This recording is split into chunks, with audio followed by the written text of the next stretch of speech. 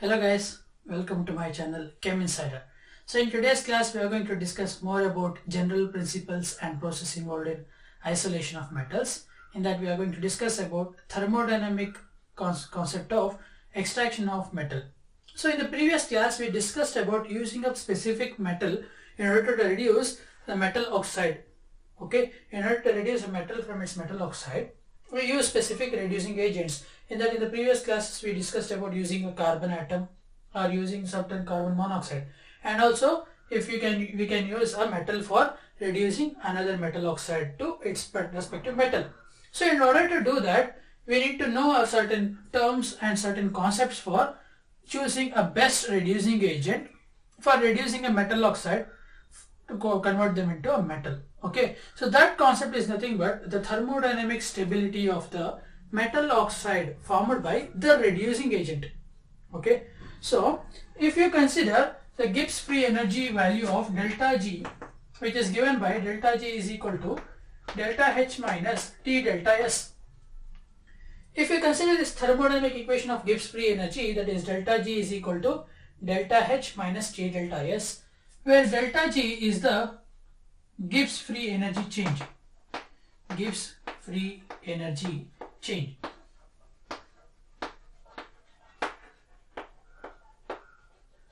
Gibbs free energy change, where delta H is the enthalpy, change in enthalpy, T is absolute temperature, and delta S is entropy change or change in entropy. So this equation we have discussed in first class 11 itself. So what this equation states is, if a reaction has to be feasible, that means if a reaction has to be carried out without any objection, then the reaction's delta G value should be negative. So this is what we have learned in the thermodynamic topics. What it says is, for a reaction to be spontaneous, the delta G value for that reaction should be always negative. So now if you consider this equation, delta G value can be negative only if there is a change in temperature and entropy. Okay, let us say we are keeping the enthalpy of the reactions almost constant. Now if we are changing delta S, if it is a reduction reaction, okay, if it is a reaction where some concepts or components are decomposing. So we know decomposing is a general process, it doesn't require any external aid. So therefore the entropy change caused by decomposition will always be positive, right? The entropy change caused by a decomposition reaction will always be positive. That is because randomness of a reaction increases with increase in decomposition. So therefore, if delta S is kept positive, then the negative value will be, if you consider this is positive H, and you have minus of T multiplied by plus of S. So what happens is plus into minus will always remain positive, negative itself, and therefore if we increase the temperature, what happens at a certain point of time is T delta S will be much more greater than delta H, right? If you go on increasing the temperature, T delta S value will be more than that of delta H value. That means the complete equation will turn to be negative. Okay, that is nothing but our delta G. So in a decomposition reaction, what we can say is delta S or the entropy change increases, which results in its change as positive values, and if you increase the temperature in the particular reaction, the value of T delta S overcomes the value of delta H, resulting in delta G being more and more negative. So if we are considering a decomposition reaction, we are observing this in the same way of delta G of minus being negative. The decomposition reaction is almost the same as when compared to reduction process. So what we do in a reduction process is, we take metal oxide and we take MxOY to form X times of M and Y times of O, right? So this is what the reaction takes place. So metal oxide is decomposing to metal and its oxygen molecule. So this is nothing but similar to a decomposition reaction. Therefore, instead of taking delta G, now what we can take this as is delta GR of naught. That is standard Gibbs free energy change for our reduction reaction. Okay, if we are considering the standard reduction reactions delta G Gibbs free energy, we can take it as delta G for R, that is for reduction reaction. Okay, so what we can say is for a delta G of reduction reaction will always be negative if delta S is positive with increase in temperature. So with increase in temperature, we can consider delta G of reduction reactions always to be negative. That means the reaction for reduction will be feasible. Okay, so we can keep this topic one side. Now let us discuss more about the decomposition of metal oxide to its respective metal. So now let us consider we are using certain reagents or reducing agents such as carbon and carbon monoxide. Let us say we are using some reducing agents such as carbon or carbon monoxide. First we have to consider, so I will write it down on the other side. So what we have here is delta G of R naught will be negative if delta S is positive and temperature is increased. So this is what you have got here. Okay, so now we will consider the reactions of metal oxide getting converted to its respective metal. So first, that is MxOY is getting reduced to form X times of M plus half of O2, half of Y into O2. So now this Y is 1 by 2, that is because oxygen molecules always present in diatomic state.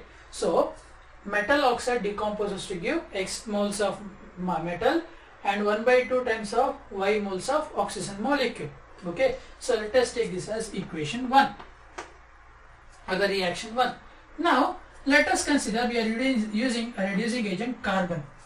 If we are using reducing agent of carbon, so carbon is treated with half molecule of oxygen which we have taken from here. So that means we can only just react half moles of, if we are using a limited supply of carbon, so half mole of carbon is treated with half mole of oxygen gas, which gives us carbon monoxide gas, that is of half moles. Okay, so now carbon on treating with half molecules of mole of oxygen molecule, we get carbon monoxide gas. Okay, here the delta G value is of formation of carbon to carbon monoxide. Please do remember it is because of carbon to carbon monoxide formation, that is delta G F of carbon to carbon monoxide, whereas here it is for reduction, so metal oxide to metal. Okay, so we'll keep this as equation 2. So now if I use more amount of carbon, let us say carbon with oxygen molecule, carbon with oxygen molecule of gas. So let us say we are preparing carbon dioxide gas. So here delta G of formation will be of carbon to carbon dioxide. Okay, so let us consider this is our equation 3. Now if we are using carbon monoxide itself as our reducing agent, we have carbon monoxide reacting with half molecules of our oxygen, which gives us again carbon dioxide. But here the delta G of formation will be because of carbon monoxide to carbon dioxide. Let us take this as equation 4. So this is the general reactions involved for converting or reducing metal oxide to metal using some basic reducing agents such as carbon and carbon monoxide. Okay, so this is what we get in our normal general reactions of conversion of carbon to carbon dioxide, which on oxidizing it is oxidized by the liberated oxygen molecules. Okay, so metal oxide is getting reduced, at the same time a reducing agent is getting oxidized. So if you are using carbon, it is getting oxidized to carbon monoxide. If you are using excess molecules of carbon, it is getting oxidized to carbon dioxide. If you are using excess molecules of carbon monoxide, we are getting carbon dioxide. So a reducing agent gets oxidized in the same fashion when the metal oxide is getting reduced. So this type of reactions we have discussed as redox reaction. If both reduction and oxidation takes place in a single reaction, then those reactions we call them as redox reaction. Okay, so these redox reactions are possible when the delta G is negative. These redox reactions are possible when the complete process is negative. If you observe over here is metal oxide reduced to metal is of delta G of R. So delta G of R should be more and more negative when compared to this delta G of F.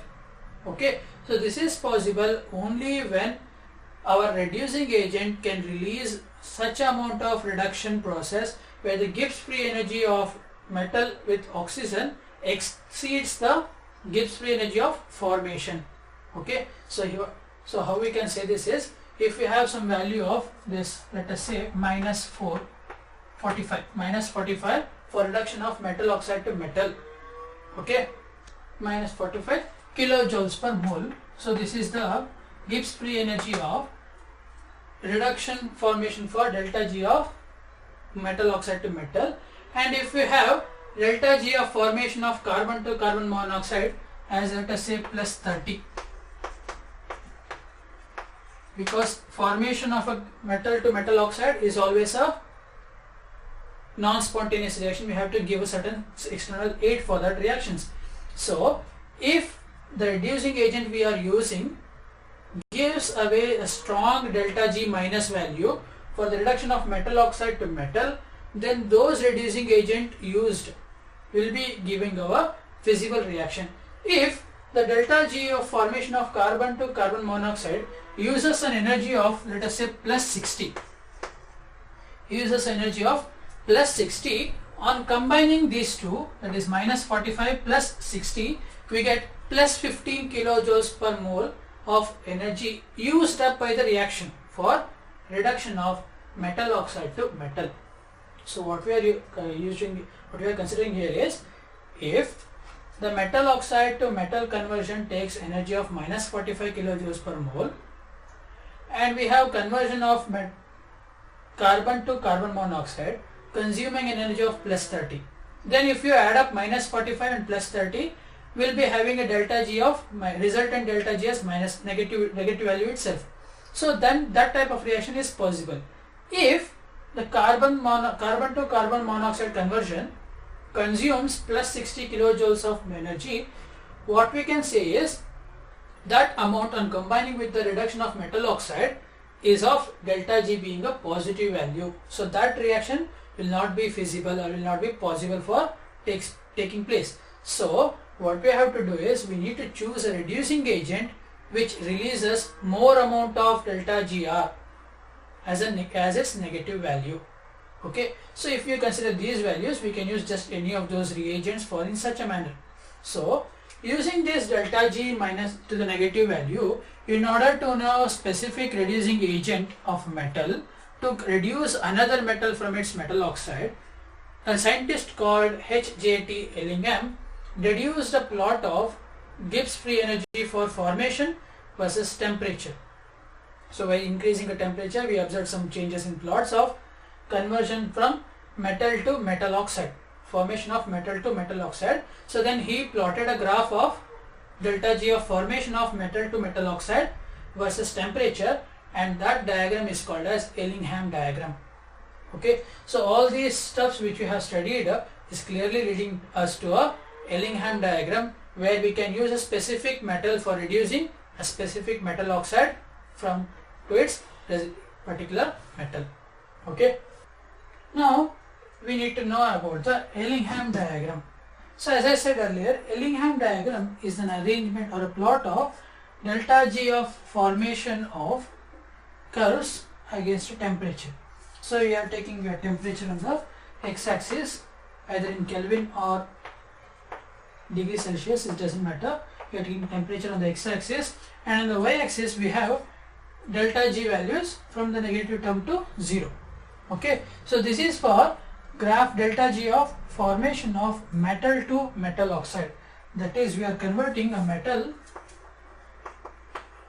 to its respective metal oxide. As we know, metal to metal oxide can be converted back to metal oxide to metal. Okay, so this is how the reaction takes place. If you observe over here, just you need to remember one thing is, this is for the formation of metal to metal oxide. What we usually want is, we need to convert metal oxide to metal, we need to reduce it. So the things what we take here is almost opposite to that of the reduction processes. So if a substance or a metal, if it is easier to oxidize, that means it can be used as a better component for reducing. Okay, if a metal taken over here can be easily converted to its respective metal oxide, that means that metal can be used for reducing a metal oxide to metal. Understood? So now, for example, if you observe over here, magnesium can be converted to magnesium oxide. Magnesium can be converted to magnesium oxide at low temperatures. When compared to aluminium, it has more minus delta G value. So magnesium, if we compare them with aluminium, it has more negative delta G values. That is, to magnesium at a quite similar temperatures of aluminium is slightly less. It is slightly below the curve of conversion of aluminium to aluminium oxide. So therefore, we can use magnesium in order to reduce aluminium to aluminium oxide to aluminium. Okay, so how is this happening means, this magnesium can have a stability to attract oxygen from aluminium oxide, so it can get oxidized. That means it can reduce aluminium oxide to aluminium in order to convert themselves to magnesium oxide. So just imagine now, if these two have almost same energy, so if you have to convert aluminium oxide to aluminium, once the oxygen is removed from aluminium, that oxygen has to be taken by different element in order to the aluminium get completely reduced, right? So the oxygen tends to that metal which can get oxidized easily. If these two are almost having same amount of reducing stability or oxidizing stability, then oxygen can go to either of those elements, aluminium or magnesium. But using this graph, we can clearly say that magnesium has more tendency to get converted to magnesium oxide. So now in this, if you consider just the consideration is, let us say I am converting aluminium oxide Al2O32, I am reducing Al2O3 to Al with oxygens. Just we have discussed with the carbon example. So we have oxygen atoms present. Similarly, if we are using magnesium here for reducing aluminium, so we take magnesium here. So in actual process, what we can say is, we have magnesium and aluminium both available for getting oxidized. Magnesium and aluminium both are available to get oxidized. So oxygen can go react with that metal which has a greater oxidizing stability, greater oxidizable stability. So the metal which can get easily oxidized will take the oxygen atom. So if you compare these two, magnesium to get converted to magnesium oxide has less temperature, at less temperature has a more minus delta G value when compared to aluminium. So therefore, once the metal is reduced to its respective metal oxide is reduced to its respective metal, so the oxygen liberated is used by magnesium to get converted to magnesium oxide. So clearly, once Al2O3 is broke down to Al and O2, if we add magnesium for this reaction of breaking down, so the oxygen liberated can be used up by the magnesium to form magnesium oxide, leaving behind our aluminium in a pure manner. So this is how we use a reagent, a reducing agent of metal to reduce different metal in its metal oxide. Okay, so this is the Ellingham diagram for that particular process. So what it says is, if the delta G formation of a metal to its respective metal oxide is arranged in this manner, it is a plot of delta G of formation of metal to its metal oxide with respect to temperature. So what we can say is, a metal can reduce another metal from its metal oxide if its curve for the formation of its respective oxide lies below the metal which it means to reduce. So if magnesium wants to reduce aluminium, it should have its curve for the formation of metal oxide below the curve for the formation of aluminium to its aluminium oxide. Magnesium can only reduce aluminium if its curve for the magnesium to magnesium oxide preparation formation lying below the aluminum to aluminum oxide formation curve. So till 1673 Kelvin, we can say that magnesium can be used for reducing aluminum oxide to aluminum, because the curve for the magnesium to magnesium oxide lies below aluminum to aluminum oxide curve. Okay, above 1673 Kelvin, what we can say is, above at a high temperature, we cannot use magnesium to reduce aluminum oxide to aluminum. Okay, we cannot use magnesium as reducing agent for reducing aluminum oxide to aluminum. So this is how we consider our Ellingham diagram. So Ellingham diagram can be explained in 3 specific points. That is, there is nothing but the features of Ellingham diagram. Those features states, first one, it is a plot of delta G of formation of a metal to its respective metal oxide with respect to temperature. A plot of delta G of formation, Gibbs free energy of formation for metal to metal oxide with respect to temperature. More and more the negative value of delta G, more will be the reducing ability of the given metal. More and more the negative value of delta G of formation of a given metal, then more will be its ability to reduce the metals present above it in their formation curves. Okay, so you can say magnesium can reduce each of these all metals present. Not you should not consider carbon monoxide, it is not a metal. If you are using copper, iron, aluminum or zinc, we have a zinc reaction here, Zn plus O2 giving ZnO. So if you consider any metal with respect to these equations, magnesium can be used to reduce any of the metal here, aluminum, zinc, iron, copper, etc. at a low temperature. Okay, you can use any of these metals, and any of these metals can be reduced using magnesium, because magnesium curves lies way down below the curves of all other metals with respect to metal oxide conversion. Okay, the second point states that is that using this curve we can usually choose, you can easily choose a suitable reducing agent, right? Once they have chosen, if the metal curve draws itself above the metal which has to be reduced, like for in this example of aluminum and magnesium, here magnesium lies below aluminum curve up to a certain temperature, but after that it cannot reduce given metal from its metal oxide. So magnesium can only reduce aluminum at low temperature but not at high temperature. Similarly, in this example of carbon to carbon monoxide, carbon to carbon dioxide and carbon to carbon monoxide reactions, what we can observe over here is we have a curve where formation of carbon monoxide from carbon is decreasing its value with increasing in temperature. This value of carbon to forming carbon monoxide has a negative slope of curve. So almost all the curves, the third point says is almost all the curves present in the delta G versus T plot of Ellingham diagram has positive slope except for the conversion of carbon to carbon monoxide slope, and the other one is carbon to carbon dioxide curve. So carbon to carbon monoxide curve has a negative slope and carbon to carbon dioxide curve has a zero slope. It is almost a straight line parallel to the x-axis.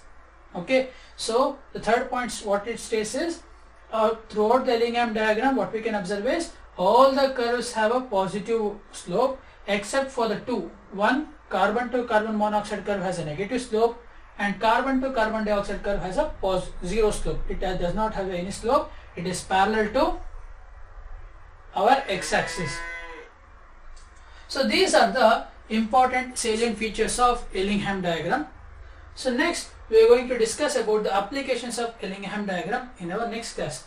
So if you have understood the concepts which I have explained in the Ellingham diagram, so please do note down this Ellingham diagram. You need to know about the perfect reducing agents which you have to use with respect to these curves itself.